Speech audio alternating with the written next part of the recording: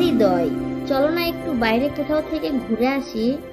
না না, আমি কোথাও যেতে পারবো না, ওসব ঘোরাঘুরি আমার ভালো লাগে না। কেন যেতে পাবে না? আমি বলেছি তাই, ওসব আদিক্ষেতা আমার ভালো লাগে না।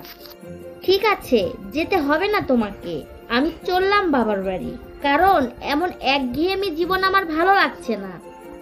কি ব্যাপার হৃদয়, শুনলাম জেসমিন নাকি রাগ করে বাবার বাসায় চলে গেছে, কথাটা কি সত্যি হৃদয়? হ্যাঁ ভাবি, তুমি ঠিকই শুনেছ, জেসমিন আমার ওপর রাগ করে চলে গেছে। কিন্তু কেন হৃদয়, কি হয়েছিল তোমাদের মধ্যে? আর বলো না ভাবি, দিন দিন ওর আবদার যেন বেড়েই চলেছে, শুধু এখানে যাব ওখানে যাব করে। আমার এসব একদম ভালো লাগে না ভাবি।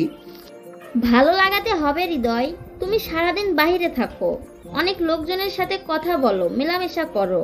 অন্যদিকে জেসমিন বাসায় একা একা থাকে, ওরও তো ভালো লাগা খারাপ লাগা আছে।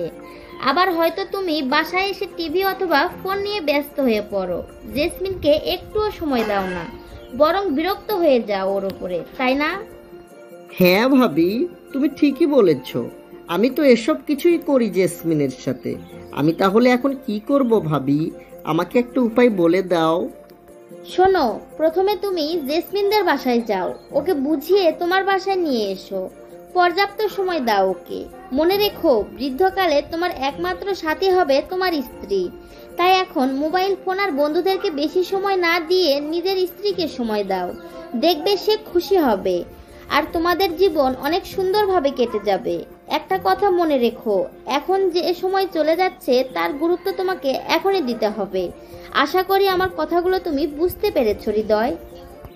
আমি তোমার কথাগুলো বুঝতে পেরেছি ভাবি, তোমাকে অসংখ্য ধন্যবাদ। আমি চললাম জেসমিনকে ফিরিয়ে আনতে। আমার প্রিয় দর্শক বন্ধুরা, তোমাদের উদ্দেশ্যে বলছি, তোমরা যারা এখন নিজের স্ত্রীকে সময় দাও না, তারাও কিন্তু বেশি বেশি স্ত্রীকে সময় দিবে। সেই সাথে বলছি, যারা আমার পেজে নতুন, পেজটি ফলো করনি, অবশ্যই পেজটি ফলো করেই আমার সাথে থাকবে। ধন্যবাদ সবাইকে।